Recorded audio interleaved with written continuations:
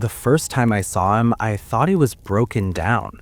It was close to 2:40 a.m., the kind of hour where the highway stops feeling like public space and starts feeling private, like it belongs only to whoever's still awake enough or desperate enough to be there. I was driving home from a late warehouse shift, heading west on Route 17. The road was almost empty, just long stretches of asphalt lit by tired yellow lamps, each one spaced too far apart to feel comforting.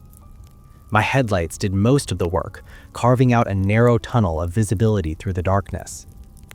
The overpass came up slowly, its concrete spine cutting across the highway like a scar. That was when I noticed the car. It was pulled onto the shoulder just before the overpass, hazard lights blinking in a slow, patient rhythm. The hood was up.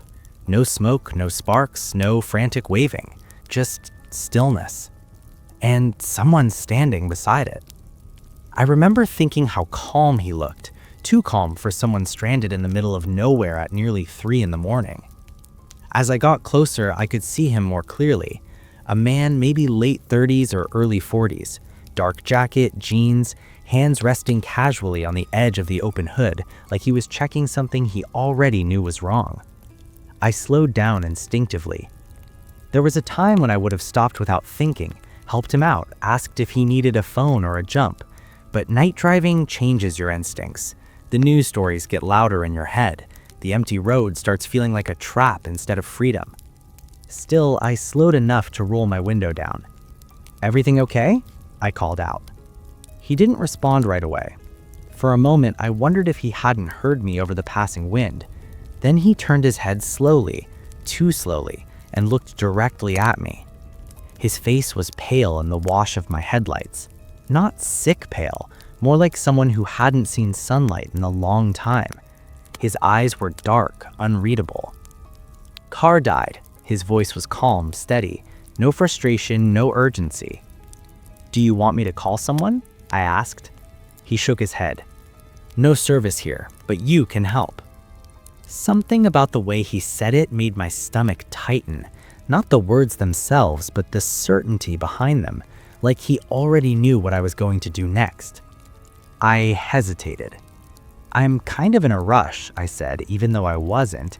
"There's a rest stop a few miles back. They might—" "I don't need a ride," he interrupted. That was when I noticed his other hand. It wasn't resting on the hood like the first. It was hanging at his side, fingers curled loosely around something long and dark. At first, my brain tried to make it something harmless, a tire iron maybe, a flashlight. Then my headlights caught the shape properly. It was a metal bar, not thick, not heavy looking, just enough.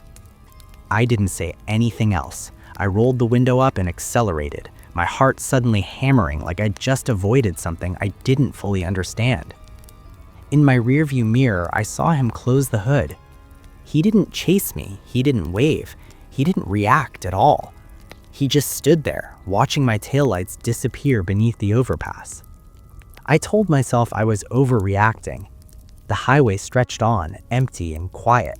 The radio played softly, a low-voiced host talking about nothing important.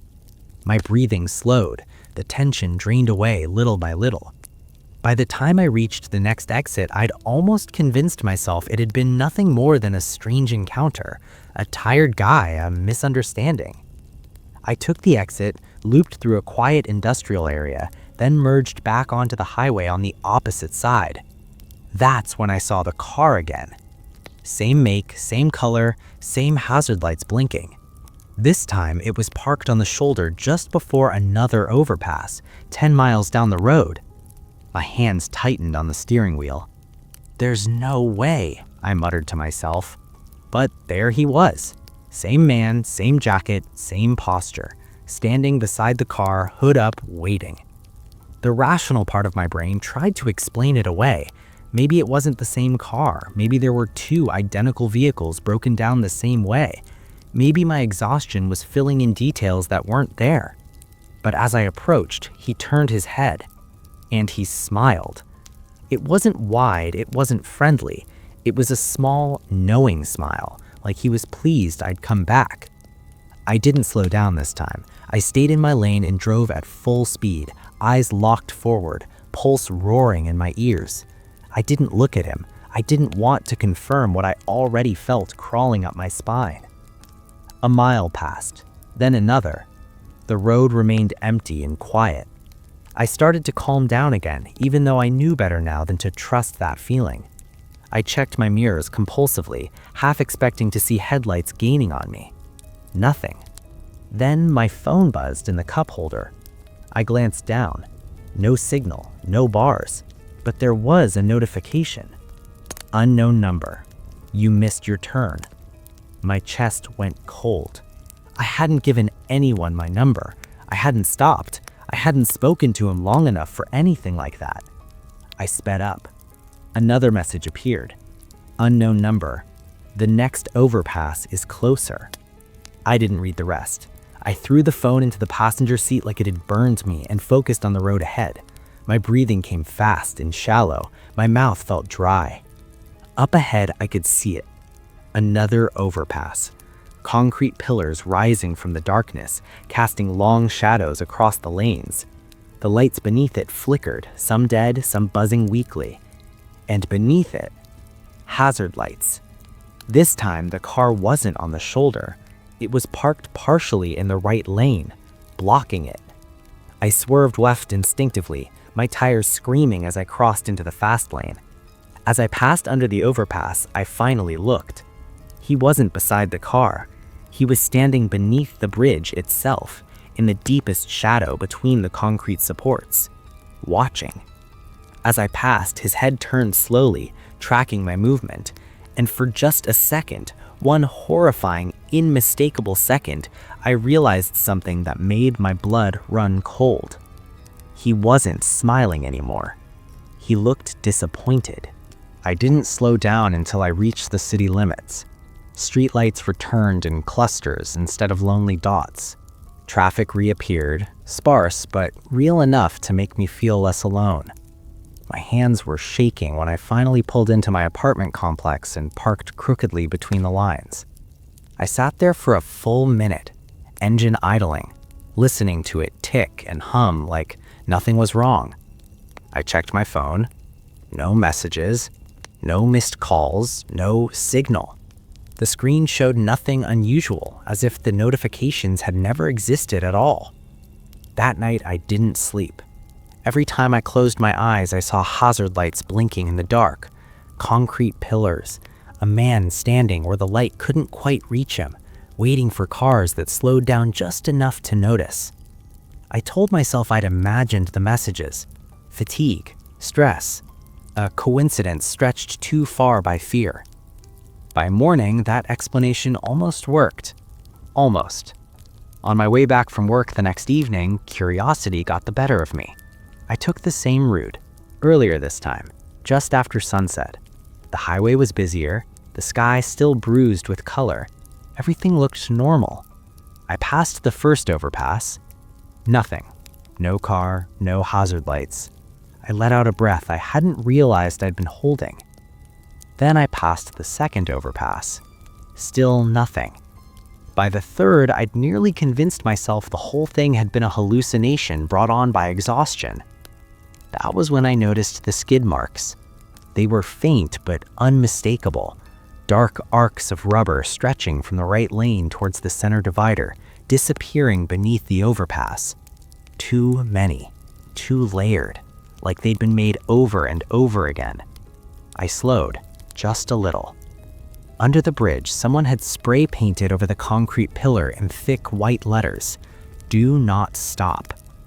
I stared at it as I drove past, my pulse climbing again. That night, I searched. I typed in combinations of words until my eyes burned. Route 17 overpass accident, man under bridge highway, car stopped overpass missing person. Most results were old news articles, buried forums, broken links. Then I found a local thread dated 6 years back. The title read, "Anyone remember the overpass helper?" The original post described a man who used to flag down drivers late at night, asking for help with a broken down car. People said he was polite, calm, always in the same spot, beneath an overpass just outside town. Then someone replied, "My uncle stopped for him, never came home. Car found 2 days later, doors open, no sign of struggle." Another comment followed. Highway patrol said there was no evidence anyone else was involved, said he probably wandered off. A third, that guy was never identified, no records, no missing person reports that matched. I scrolled further. One user posted a photo. It was grainy, taken from far away, but I recognized the shape immediately. A car on the shoulder, hood up, hazard lights blinking, and beside it, a man standing just out of focus. The thread ended abruptly, no resolution, no explanation. I didn't drive that route again for weeks. When I finally had to, when detours became too inconvenient, I took it during daylight. The overpasses looked harmless then, just concrete and graffiti and shadowless space. I started to believe he only appeared at night. That belief lasted until the evening my car stalled. It happened without warning. One moment I was cruising at 65, the next my dashboard lit up like a warning sign and the engine coughed itself into silence. I coasted onto the shoulder, heart already racing. The car rolled to a stop. Silence pressed in around me. I looked up. I was beneath an overpass. My breath caught. I hadn't noticed the incline, the slow drift, the way the road curved just enough to funnel broken vehicles into the same place. My phone had no signal. Of course it didn't. I stayed inside the car, doors locked, hazard lights off. I didn't want to announce myself. I didn't want to be seen. Minutes passed. Then I heard footsteps, slow, measured, coming from somewhere behind the concrete pillar. I stared straight ahead, afraid to look, afraid not to. He stepped into view. Same jacket, same pale face, same calm expression.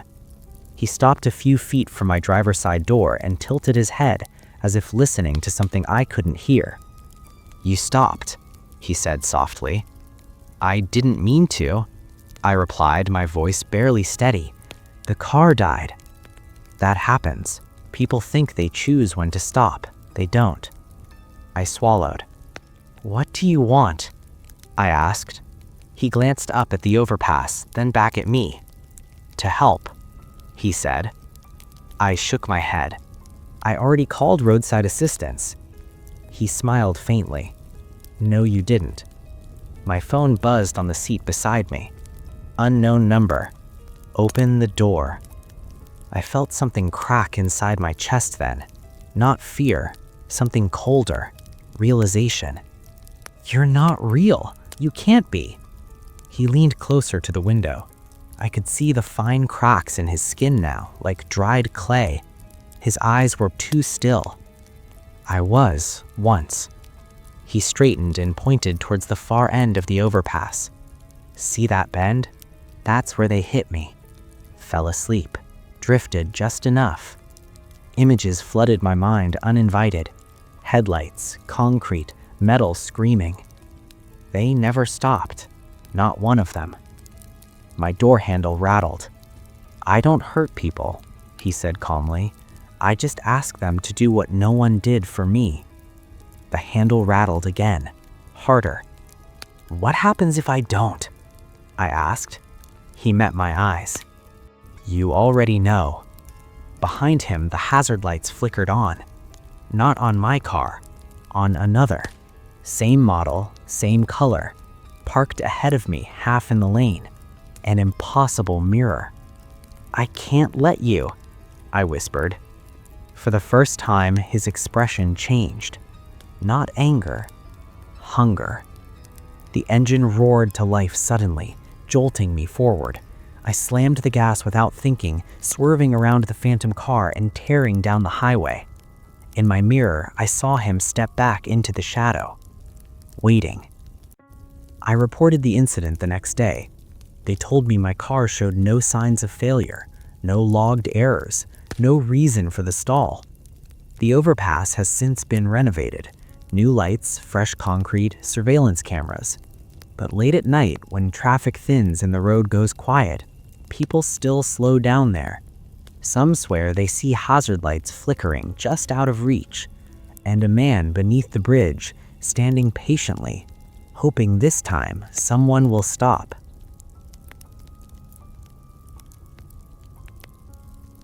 The emergency phone was the only thing still standing. Everything else along that stretch of highway looked abandoned. Guardrails bent and resting, signs faded until the letters were barely legible. The asphalt cracked like dry skin. The road dipped beneath an overpass that no longer appeared on most maps, and beside it stood the phone. Bright yellow. Clean. Wrong. I noticed it because my fuel light came on at exactly the same moment my radio cut to static. I was driving back from a funeral, the kind that leaves you drained in ways sleep can't fix. It was close to midnight, and I'd taken a shortcut suggested by my navigation app, a thinner, older road meant to save me 10 minutes. I slowed instinctively as I passed under the overpass. The emergency phone stood on the gravel shoulder, its metal surface catching my headlights. A small sign above it read, "For assistance, lift receiver." I frowned. I hadn't seen one of those phones in years. Most had been removed, replaced by apps and coverage maps and promises that help was always a tap away. My fuel light glowed steadily now. I checked my phone. No signal. I drove on. A mile later, my engine sputtered. I cursed under my breath, eased onto the shoulder, and turned the key again. Nothing. Silence wrapped around the car, thick and immediate. No passing traffic, no wind, just the low hum of the overpass somewhere behind me. I sat there for a moment, weighing my options, then sighed and got out. The walk back felt longer than it should have. The emergency phone stood exactly where I'd seen it before, untouched, paint unchipped, the receiver hanging neatly in its cradle. I hesitated. Something about it felt staged, like a prop placed too carefully. I lifted the receiver. A dial tone sounded immediately, clear, strong, impossible. I pressed the call button. "Highway assistance?" a voice answered. It was male, calm, professional, slightly distorted like it was traveling through old wires. "My car broke down. I'm near an overpass. I don't see a mile marker." "That's all right. We know where you are." A chill crept up my spine. "How?" I asked. There was a pause. "You used the phone," he said, as if that explained everything. "Are you alone?" "Yes," I said, then corrected myself. "I think so." "Good," the voice said. "Stay by your vehicle. Help will arrive shortly." The line went dead. I hung up and stood there, staring at the phone, listening to the quiet settle back into place. As I walked to my car, I noticed something I hadn't before. Tire marks. Dark, layered streaks on the asphalt, looping and overlapping beneath the overpass. Some veered sharply toward the shoulder, others ended abruptly as if the vehicle had simply stopped. I got back into my car and locked the doors. 5 minutes passed, then 10. No headlights appeared in either direction. I picked up my phone again. Still no signal. I looked toward the overpass. That was when I saw the light. It was faint at first, a soft glow beneath the bridge, just beyond the emergency phone. Too dim to be headlights, too steady to be a street lamp. It pulsed once, then again, like a heartbeat. I told myself it was maintenance equipment, a flare, something reasonable. The glow brightened, and a shape moved within it. Someone stepped forward into the light. He wore a reflective vest, the kind roadside workers use. Strips of silver caught the glow, outlining a tall, thin frame. His face was hard to see, shadowed beneath a cap. Relief washed through me. I unlocked the door and stepped out, raising a hand. "Hey," I called, "over here." He didn't respond. He stopped beside the emergency phone and stood very still, facing it. His back was to me. I took a few cautious steps closer. "So, roadside assistance?" I asked. He lifted the receiver. Even from a distance, I heard the faint sound of the line opening. Then my phone buzzed. "Unknown number. Stay by your vehicle." My heart jumped. I looked back at my car, then at the man by the phone. "Did you text me?" I called out. He didn't turn around. Instead, the emergency phone rang. Loud, sharp, jarring. The man lifted the receiver. "Yes," he said into it. I froze. The voice was the same one I heard earlier. Calm, distorted, not coming from the phone, coming from him. "You weren't supposed to leave your car," he said, still facing away from me. I thought you were help," I said. "You are receiving assistance. Please remain where you are." The light beneath the overpass flickered. For a brief second, it went out entirely. When it came back on, the reflective vest looked wrong. Tattered, stained dark in places that didn't match road grime. I took a step back. "What happened here?" I asked, my voice shaking. The man tilted his head, as if considering the question. "This phone," he tapped the metal casing gently, "used to work very well. People trusted it. They picked it up without thinking." He turned slowly.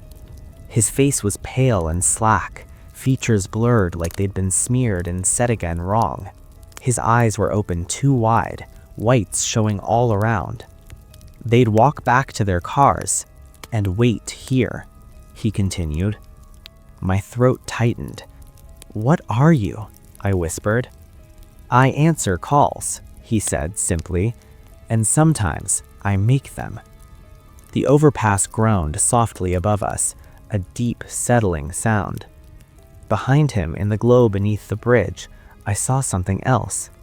Another car, parked crookedly, half hidden in shadow. Its driver's side door hung open. The interior light flickered weakly. "You should go back now," the man said. "Help is closer when you're seated." I didn't move. His expression changed. Not angry, not rushed. Impatient. The emergency phone rang again. This time, I knew who was calling. The phone kept ringing. It echoed under the overpass, sharp and metallic, cutting through the silence like a warning meant for only one person. Each ring made my chest tighten, like the sound itself was pulling me closer. "Answer it," the man said. He hadn't raised his voice. He didn't need to. The certainty in his tone was enough. "I already did," I replied, backing away slowly. My heels scraped gravel, loud in the stillness. "That was earlier," he said. "This call is for you now." I shook my head. "I'm leaving." I turned and ran. I didn't make it 3 steps before the world seemed to tilt. The ground slanted strangely, the overpass stretching longer than it should have, my car suddenly farther away. My legs felt heavy, like I was running through water. Behind me, the ringing stopped. I risked a glance back. The man was gone. The emergency phone stood alone, receiver dangling, swaying gently as if it had just been dropped. For a moment, I felt relief. Then the phone spoke. Not rang. Spoke. "You shouldn't run," the voice said, now coming directly from the metal box. "People get hurt when they run." I froze. The voice sounded closer somehow, less distorted, like the distance between us was shrinking. "I didn't do anything," I said aloud, my voice cracking. "I just needed help."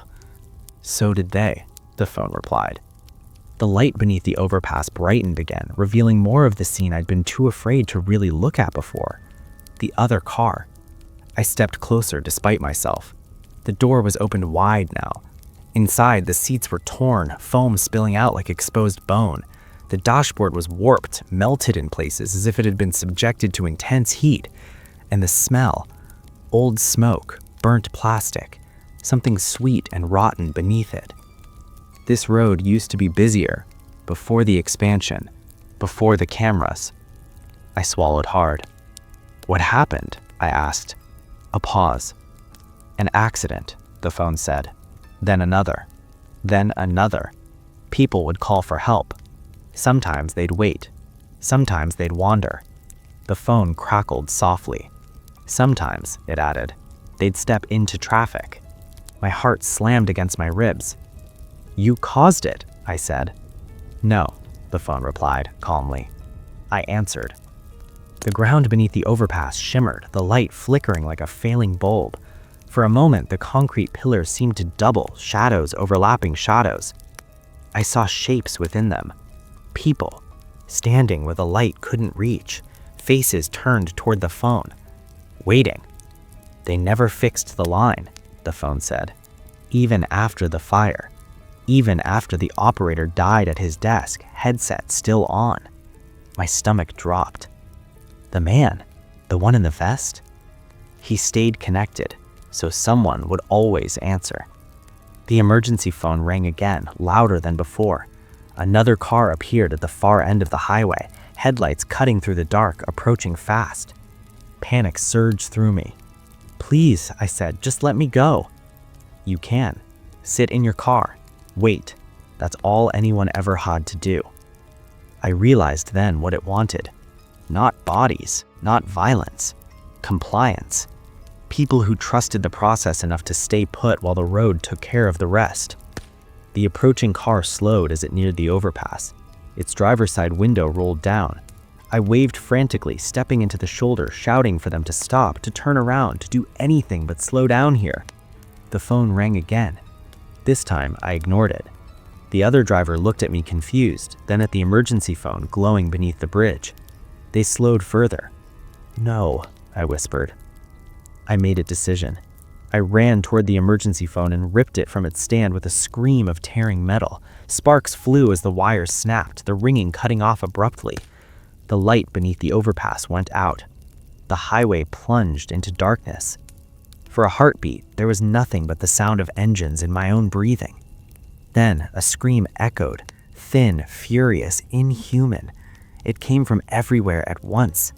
The shadows were coiled, pulling back beneath the bridge. The shapes dissolved like smoke, retreating into cracks and corners. The other car sped up, tires squealing, disappearing down the highway. I dropped the phone and staggered back to my car. The engine started on the first try. I didn't look back as I drove away. I reported the phone the next day. They told me that emergency phones had been decommissioned on that stretch of road over a decade ago, removed entirely. When I asked about accidents, the officer's expression tightened. "There was a fire under an overpass," he said. "Took out a maintenance worker and a stranded motorist. After that, people said they kept hearing the phone ring. They never found the phone."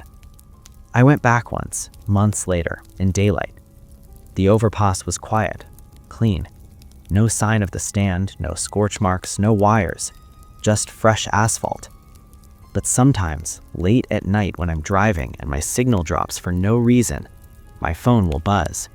No number, just a notification that says, "For assistance, lift receiver."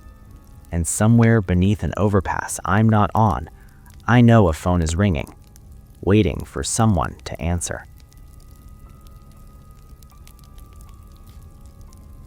The on-ramp to Highway 6 isn't marked on newer GPS systems. It still exists, of course, cracked asphalt curling up from a service road, merging into traffic at an awkward angle. But most navigation apps pretend it isn't there. Locals know it, truckers avoid it, and after what happened, I understand why. I first noticed the car on a Tuesday night. I was driving home from a late shift at a logistics office, taking the same route I always took. The ramp sat ahead of me, curving gently upward toward the highway, bordered by a rusted guardrail and a line of dead grass flattened by years of exhaust. Halfway up the ramp, a car was parked. Not pulled over, parked. It sat just before the merge, angled slightly toward traffic, headlights off. No hazard lights, no driver visible. I slowed instinctively. The shape of it bothered me. The way it was positioned, too deliberate, too centered, like it was waiting for something very specific to happen. I checked my mirrors. Nothing behind me. I eased past it, keeping my eyes forward, but as I drew level, I glanced sideways. The interior was dark. No movement. No glow from a phone, no silhouette shifting in the seat. Still, I felt watched. The moment I merged onto the highway, I looked back. The car was gone. I told myself it must have pulled out behind me while I was focusing on merging. I didn't hear it, but highway noise can swallow a lot. Still, the unease followed me all the way home. The next night, it was there again. Same spot, same angle, same car. This time, I was sure. A dull gray sedan, older model, slight dent near the rear bumper. License plate too dark to read in the low light. I slowed more than I should have. The ramp felt narrower than usual, the guardrail closer, the merge lane shorter. The highway traffic rushed past, indifferent. As I passed the parked car, I noticed something new. The driver's door was open, just a few inches. I didn't stop. I merged and drove on, heart thudding harder than it had any right to. At home, I mentioned it to my neighbor, a retired traffic engineer who'd lived in the area for decades. He frowned when I described the ramp. "That entrance," he said, "they were supposed to seal it off years ago." "Why didn't they?" I asked. He hesitated. "Too many incidents," he said finally. "Not accidents exactly, complaints." "About a parked car?" I asked, half joking. He didn't smile. "About people braking suddenly, swerving, claiming someone pulled out in front of them when there was nothing there." That night, I dreamed of headlights flaring in my mirrors. On the third night, the car was closer. It had moved further down the ramp, almost at the merge point now, where drivers had the least time to react. Its headlights were on, low beam, pointed directly at the highway. I slowed to a crawl, pulse racing. "Don't," I whispered to myself. But I looked. The driver was inside. A man sat behind the wheel, both hands resting calmly at 10 and 2. He stared straight ahead, face lit faintly by the dashboard glow. He didn't turn toward me, didn't acknowledge my presence at all. His mouth was slightly open, as if he was breathing through it, or waiting to speak. I accelerated hard and merged into traffic, my tires squealing slightly as I forced my way into traffic. A horn blared behind me. I didn't care. That night, I searched. Local forums, old posts, archived news articles. The ramp came up more often than I expected. People described a gray sedan that appeared late at night, always parked just wrong enough to cause hesitation. Some said it never moved. Others said it vanished the moment they looked away. One post stood out. "If you see it, don't slow down. If you slow down, it means it's your turn." I didn't sleep well after that. On the fourth night, rain fell hard and steady, turning the ramp slick and reflective. Headlights smeared across wet asphalt, making distances hard to judge. The car was waiting. This time, it was pulled halfway into the merge lane, blocking it. My foot hovered over the brake. Every instinct screamed at me slow, to stop, to assess. Instead, I remembered the post. I gripped the wheel and accelerated. At the last second, the gray sedan's headlights flared bright. It lurched forward.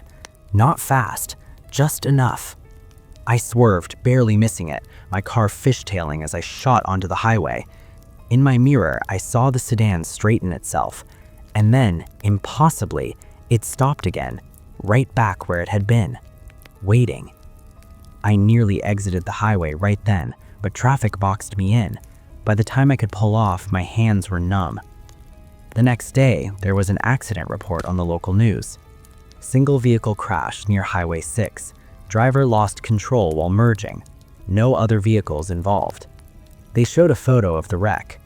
The guardrail on the ramp was twisted inward, and parked just beyond it, untouched, was a gray sedan. Police said it belonged to the victim. I didn't drive that way for a week. When I finally did, the ramp was empty. Relief washed over me so hard it almost hurt. Then my radio crackled. Through the static, a voice slipped in. Quiet, steady, familiar. "Your turn is coming," it said. I looked toward the ramp. A car sat there, headlights off, waiting. I didn't take the ramp the next night. I didn't take it the night after that either. I rerouted my commute, adding 20 extra minutes just to avoid that stretch of road. It felt ridiculous, cowardly even, but every time I pictured the gray sedan sitting there, angled just enough to make someone hesitate, my chest tightened. For a while, avoidance worked. The dreams faded, the phantom voice on the radio stopped bleeding through the static. My hands stopped sweating every time I merged onto a highway. Then my navigation app updated. One morning, I opened it out of habit and noticed something small but unsettling. The old on-ramp was back. Not highlighted, not recommended, just present. A thin gray line reconnecting itself to the map like it had never been missing. That evening, traffic was worse than usual. An accident somewhere ahead backed everything up, red taillights stretching into the distance. My op recalculated.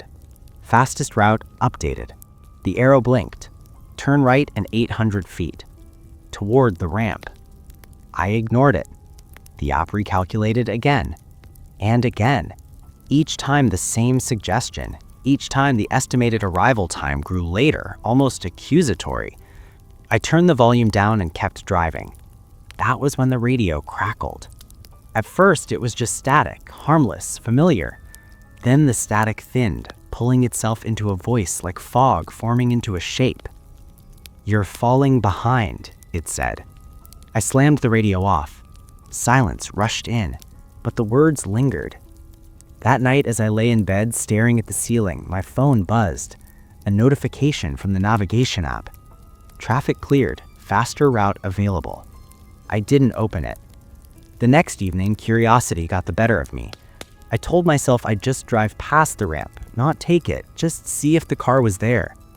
The road leading to it felt longer than I remembered, like it was stretching itself thin to delay me or pull me closer. The guardrail appeared through the trees, rusted and familiar. The ramp came into view. Empty. No car. No headlights. Relief loosened something tight inside me. I laughed quietly, shaking my head at myself.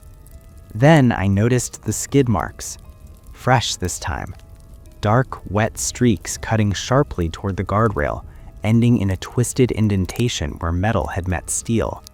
Flowers lay at the base of the rail. Someone had been there recently. I drove on, heart pounding, but lighter than it had been in days. That night, I dreamed of merging. In the dream, the highway stretched endlessly, lanes multiplying until there was no clear place to enter. Every time I tried, a car appeared beside me, gray, silent, matching my speed. When I woke, my phone was buzzing. Navigation alert. You missed your turn. I sat up, breath shallow. The screen showed the ramp, highlighted, glowing faintly. The next evening, I didn't even remember deciding to take it. One moment, I was driving home, exhausted and distracted. The next, my turn signal clicked on by itself, the rhythmic sound oddly soothing. The ramp curved upward, slick with mist. And there it was, the gray sedan, parked at the merge point, headlights on. This time, the driver's window was down. I slowed before I could stop myself. The man inside turned his head slowly, deliberately, until our eyes met. His face was pale, almost translucent, features worn thin like they'd been erased and redrawn too many times. His eyes were glassy, fixed, reflecting the highway lights without really seeing them. He smiled. It was a small smile, tight and patient. I rolled my window down an inch before I realized what I was doing. "Don't stop," he said softly. My heart lurched. I'm not," I replied, even as my foot eased off the gas. "That's what they all say," he said. His voice was calm, reassuring. "You're doing fine, just match my speed." He eased his car forward, creeping into the merge lane. I followed without meaning to, my car sliding into place beside his. Traffic rushed past, fast and unforgiving. You wait long enough and someone always lets you in. A horn blared behind me. My hands shook on the wheel. "I don't want this," I said. He glanced ahead. None of us did, but hesitation makes it worse. The highway seemed closer now, the gap between ramp and lane impossibly short. "I died here," he said suddenly. Cold spread through me. "They said I misjudged the merge," he went on. "Said I hesitated. Said I should have waited for a clearer opening." He laughed quietly. "There's never a clear opening." Traffic surged. He accelerated. I didn't. The space between us widened. His expression shifted. Not angry, not desperate. Disappointed. "You're breaking the pattern," he said. Something in the air changed. The ramp lights flickered, shadows stretching and overlapping. For a moment, I saw other cars behind him, dozens of them, stacked impossibly close, drivers staring forward with the same fixed calm, waiting. "No," I whispered. I slammed the brakes. My car jerked to a stop. Behind me, nothing. No cars, no horns, just empty ramp. The gray sedan rolled forward alone, merging cleanly into traffic like it belonged there. For a heartbeat, I thought it was over. Then the sedan slowed. Stopped. Right in the middle of the highway. Cars swerved, horns screamed, tires shrieked. The gray car didn't move. And then, just like that, it wasn't there anymore. Traffic flowed, as if nothing had happened. I sat shaking on the ramp until a passing patrol car pulled over. The officer asked why I'd stopped. I couldn't explain it in a way that made sense. He ran my plates, then frowned.